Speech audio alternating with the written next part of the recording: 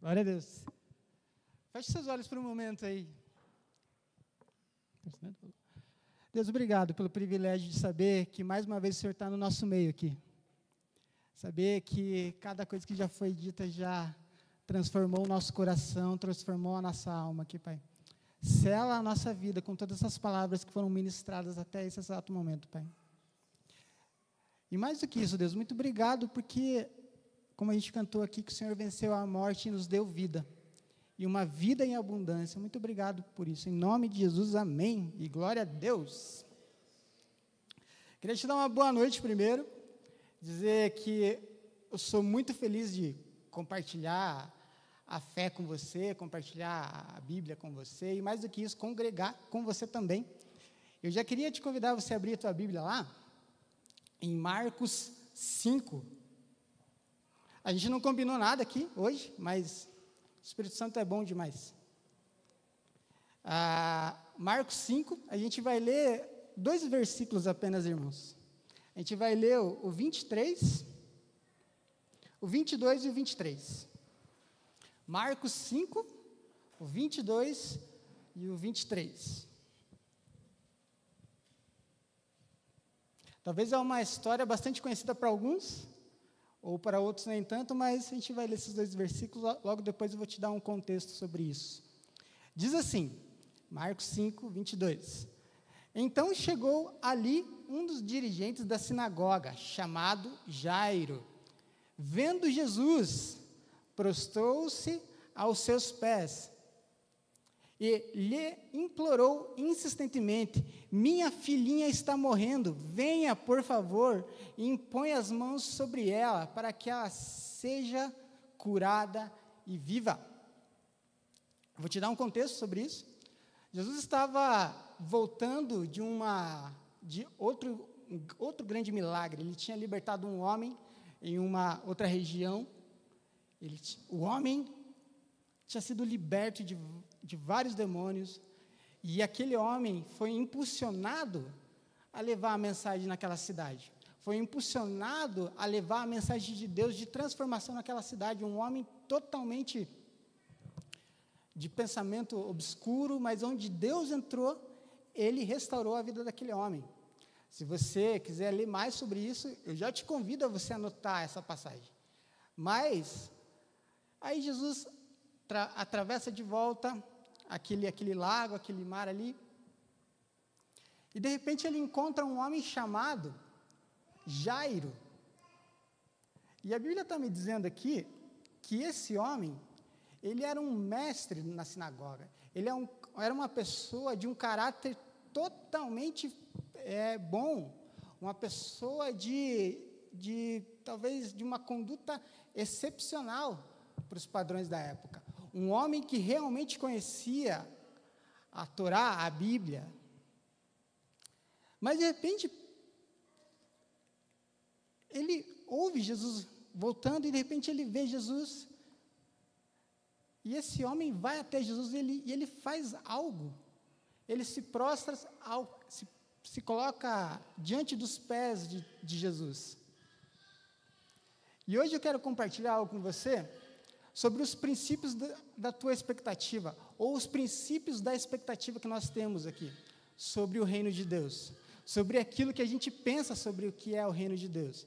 Quando nós cantamos aqui que Deus venceu a morte, que nós cantamos uma música para o rei, qual é a nossa expectativa de encontrar esse reino e esse rei? Quando nós levantamos na segunda, na terça, na quarta, na quinta, na sexta, no sábado e no domingo, qual é a nossa expectativa de encontrar esse rei?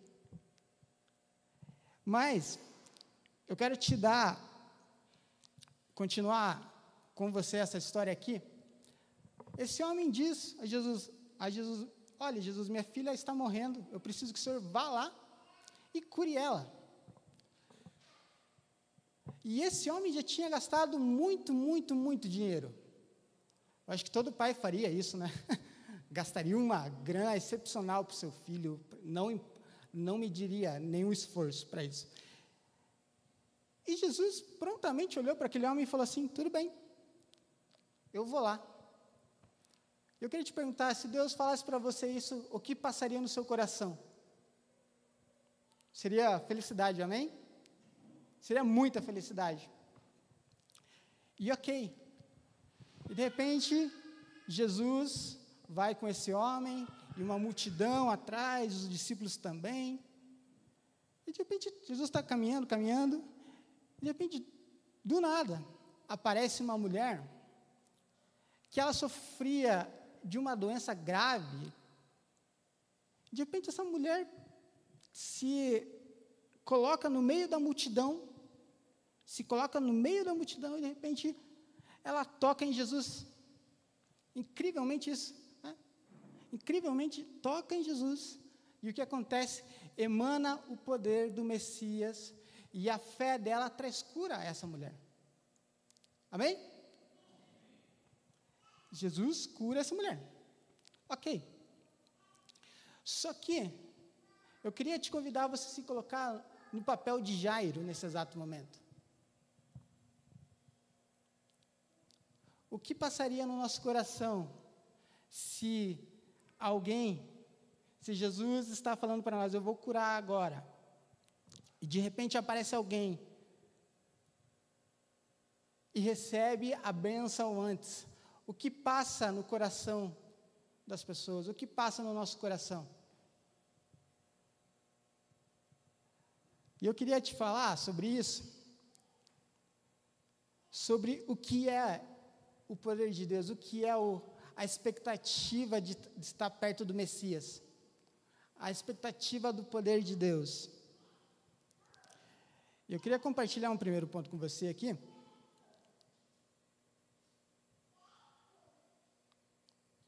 A gente vive num mundo totalmente competitivo, totalmente de informações tão rápidas. Hoje você pode pegar teu celular e você pode saber o que está acontecendo na Ucrânia nesse exato momento. Você pode pegar seu celular, né, e ligar para, sei lá, para uma outra pessoa, qualquer outro estado. Você pode saber de coisas do mundo inteiro através de um clique. Porém, quando a gente pensa sobre isso, que há várias informações, que a gente tem, o primeiro princípio que eu queria compartilhar com você é que a gente precisa ter discernimento da vontade de Deus. O que é isso, Ali? O que é ter discernimento da vontade de Deus? Eu tenho feito alguns exercícios assim. É difícil pra caramba fazer isso, falar, irmãos, é uma coisa bem difícil de fazer, de levantar pela manhã, falando eu, Ali, tá? E ter um tempo de espera em Deus, um tempo de ouvir a voz de Deus. E o que é isso, ouvir a voz de Deus? Sabe, você realmente parar, acalmar sua mente, colocar seu pensamento cativo em Deus, e deixar que Ele fale. Deixar que Ele coloque as palavras dEle dentro do nosso coração. Talvez com tantas informações que a gente tem hoje, a maior delas que a gente precisa ter é o discernimento da vontade de Deus. Jairo estava caminhando com Deus. Ainda ele não entendia qual era a vontade de Deus naquele exato momento, porque que exatamente aquela mulher estava sendo curada antes da filha dele. Mas uma coisa ele fez, ele continuou confiando em Deus, continuou discernindo o caminho que Deus estava propondo para ele. A BBC lançou uma notícia, que o mundo pós-pandemia agora, ele está se tornando cada vez mais digital, e o grande desafio para a igreja, eles fizeram uma pesquisa sobre a igreja, ainda existe no Brasil uma grande parcela com o catolicismo, de repente também tem uma grande parcela dos evangélicos, mas o que cresce nesse mundo pós-pandemia,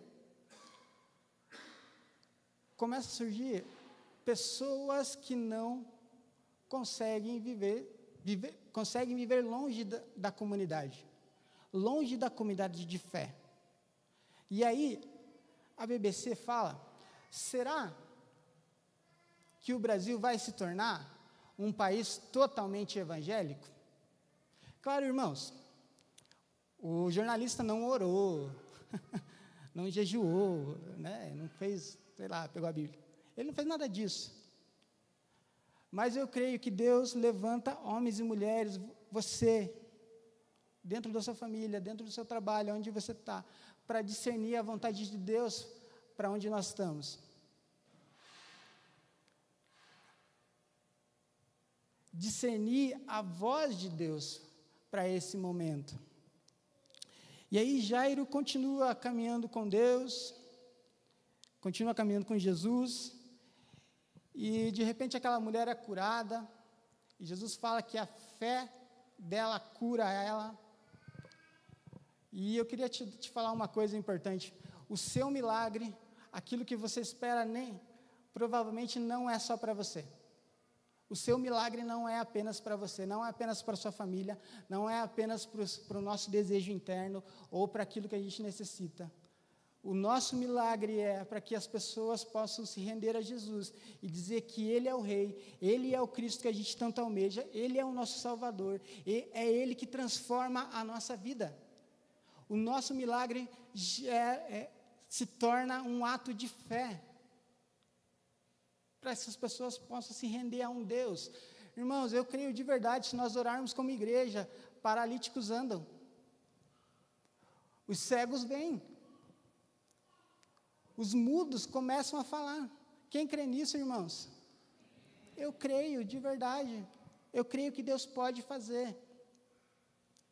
E de repente aquela mulher é curada e muitas pessoas olhando aquilo sem entender o que estava acontecendo e tudo mais. Olha, Jesus faz mais um milagre. Incrivelmente que dentro dos fatos não há nenhum argumento que a gente possa contestar. Dentro daquilo que a gente vê, não há nada que a gente possa contestar. E o que eu quero dizer com isso? Quando a gente tem um discernimento sobre a vontade de Deus, quando nós entendemos a vontade de Deus, para nós e para a nossa comunidade, não há nada que nos abale. Não há governos, não há situação, não há nenhum caos, porque nós estaremos seguros na vontade de Deus. E o segundo ponto que eu queria compartilhar com você, eu queria que você olhasse para os seus pés aí. É estranho eu falar isso, mas olha para o teu pé aí. Todo mundo aí com um bonito tênis, um bonito sapato, amém? Glória a Deus. Eu queria pregar para o seu pé agora, irmão. Olha para o teu pé, eu queria pregar para o seu pé. Seu pé de verdade. Eu queria falar, nesse segundo ponto com você, sobre o caminho.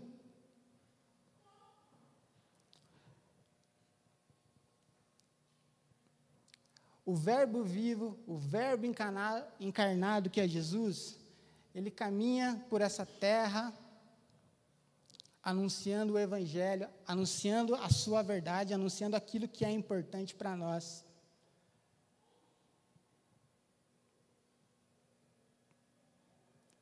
Salmo 119, ele vai dizer assim, no verso 105, que a palavra de Deus é luz para os meus pés, e é a lâmpada para os meus pés, e luz para o meu caminho. Sabe que,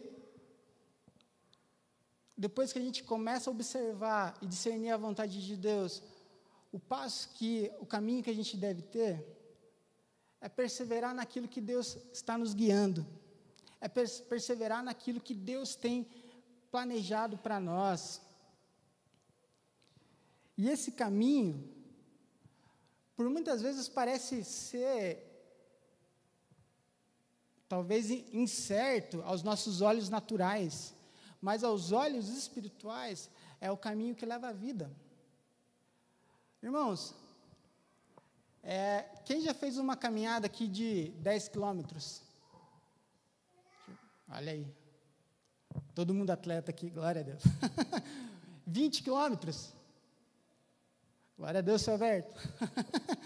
30 quilômetros. Uau! Cansa ou não cansa? Como ficam as suas pernas? Bem descansadas? Você chega em casa, ainda vou jogar sei lá, para a galera de juventude, vou jogar futebol ainda. Irmãos, uma caminhada com Deus, ela gera resistência na gente. Ela fortalece as nossas pernas. Ela fortalece os nossos pés. Para que a gente precisa disso? Caminhar perto de Deus. Para que a gente precisa fazer os nossos devocionais? Para que a gente precisa orar a Deus? Para que a gente precisa jejuar? Para que a gente precisa ter um tempo com Deus? Irmãos, de verdade, isso gera resistência em nós. Para que os seus pés possam levar o evangelho da paz. Para que nós possamos caminhar com o evangelho da paz. É engraçado que Paulo vai falar sobre a armadura, e no final ele fala sobre calçar os calçados que levam o evangelho. Irmãos, mais do que uma execução muito boa, a caminhada faz chegar ao ponto que é o desejado, que é Deus quer uma família, Deus quer salvar as pessoas, mas Ele quer usar a nossa vida também. E aí, eu queria te dizer que a maneira mais essencial, ou a maneira mais própria que a gente pode caminhar, é o caminho da unidade. É o caminho de estar junto, é o caminho da hombridade, de estar de ombro a ombro. Não importa o que fazemos, mas importa o quanto nós caminhamos juntos. Não importa se a gente vai, sei lá, aqui como juventude a gente foi pescar com os homens, a gente aprendeu a pescar. Não importa o que nós fazemos, mas importa o quanto nós caminhamos juntos. E como que na prática acontece isso, Ali? Sabe que a unidade que a igreja ela é uma junção de pessoas tão diferentes que dá muito certo. Eu acho que é o único lugar que junta pessoas diferentes, de maneiras, personalidades diferentes, que dá muito certo. Sabe por quê? Porque há um poder nos diferentes, há multiplicação em diferentes. Há multiplicação em pessoas com pensamentos ou jeitos diferentes, porque quando há diferença, há um nascimento de algo novo. Há um nascimento de algo novo. E aí, eu queria te dizer,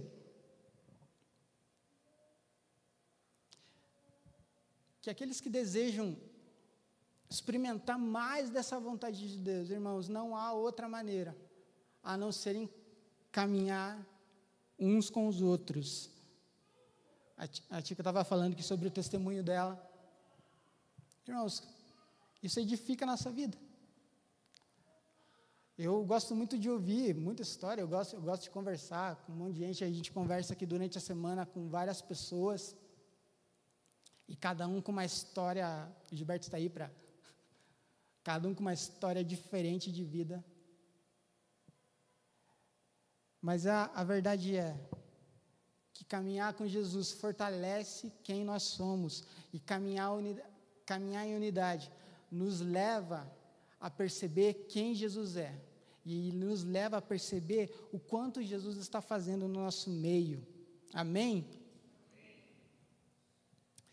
E aí, sabe o que acontece também? Se você perceber nesse texto, nesse mesmo texto aqui, você vai encontrar lá, no versículo, nos próximos versículos ali, que Jesus leva Pedro, Tiago e João para participar disso. A Bíblia não diz que os três fizeram algo sobrenatural. A Bíblia não diz que eles foram lá e sei lá, impor as mãos, mas a Bíblia nos diz que eles estavam junto do Messias, junto de Jesus. Eles estavam junto com Deus. E a maior expectativa que a gente tem em caminhar junto, a maior expectativa que a gente tem para viver isso, é saber que Deus nos ama e nos dá a oportunidade de repetir aquilo que Ele fez. Eu queria compartilhar o último ponto com você aqui. Desse mesmo texto aqui, continuando. E aí a história vai se desenrolando. De repente, Jesus chega à casa de Jairo. Amém? Jesus chegou à casa de Jairo. Muito legal isso. Mas só que, quando ele chega à casa de Jairo, algumas pessoas chegaram, mestre, não precisa mais. A menina acaba de morrer. E sabe o que é mais incrível? Que, apesar de todas as informações que Jesus estava recebendo, a sua postura não mudou. Aquilo que ele tinha planejado, aquilo que ele falou que ia fazer, nada alterou. Não alterou a percepção, não alterou as emoções, não alterou nada em Jesus. E de repente Jesus entra naquela casa e chega até aquela menina. E aqui ele diz algo que talvez para alguns faça sentido, para outros não tanto. Ele chega naquele lugar, se dirige e diz uma palavra aqui que diz Talita Cumi. A Bíblia vai dizer que isso significa menina, levante-se. A expectativa de Jairo era apenas de uma cura. A expectativa de Jairo era que sua filha fosse curada de tudo aquilo que ela estava sofrendo. Mas, para contrariar a expectativa de Jairo, para contrariar aquilo que ele estava olhando aos olhos naturais, Jesus traz nessas palavras, não apenas cura, ele traz vida, ele traz transformação, ele traz renovo, ele traz fé para aquela casa. Ainda mais para aquelas pessoas que duvidaram que Jesus não podia fazer nada. E aquela menina se levanta. E para você ter uma ideia, essa palavra Talita, é difícil a gente explicar isso no português assim, pela tradução, mas é como Jesus olhou para os pais, e é como quando você acorda o seu filho, ou quando quando foi acordado pelo seu pai, meu filho, num domingo de manhã, sei lá, meu filho, acorda aí, está na hora de tomar um café. Meu filho, acorda aí, levanta aí, vamos lá. Jesus tem empatia pelos pais. Jesus tem a empatia de olhar para aquelas pessoas. E aí ele diz para essa menina, minha filhinha, levanta. E o que acontece, irmãos? O que acontece? Ela se levanta. E talvez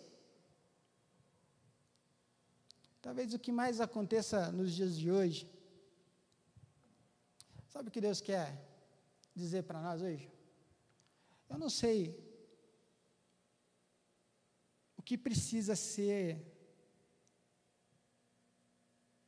trazido à vida em você, ou em nós, ou na nossa cidade. Eu não tenho toda essa clareza, irmãos. Talvez eu não tenha por muito tempo, mas eu sei de uma coisa. Eu sei que quando Deus fala, meu filho, levanta aí, Ele traz vida. Eu sei que quando Ele fala isso, a vida vem e a gente é transportado de um reino das trevas para um reino de luz. A gente sai da vida de pecado para uma vida de santidade. Sabe o que mais acontece, irmãos, com tudo isso? Sabe o que acontece de verdade? Que tudo que a gente recebe de Deus, que tudo que a gente tem em Deus, e eu vou usar uma palavra que o Gilberto usou semana passada, a shalom de Deus, a paz de Deus, a paz que excede todo o entendimento, sabe, uma das maiores heranças que a gente pode ter na nossa vida. Filho, levanta aí. Há uma vida transformada, há uma nação que precisa ser transformada através do testemunho da igreja. Há uma cidade que precisa ser transformada pelo testemunho da igreja. Irmãos, Deus nos ama. Deus realmente nos ama. Não há nada impossível. Talvez, como eu já disse no início, talvez as informações que a gente recebe parece ser impossível acontecer algumas coisas. Mas eu vou dizer para você, que quando nós discernimos a vontade de Deus, quando nós caminhamos juntos, e quando Deus cumpre a palavra dEle, eu vou dizer para você, o reino de Deus se estabelece no lugar onde a gente está.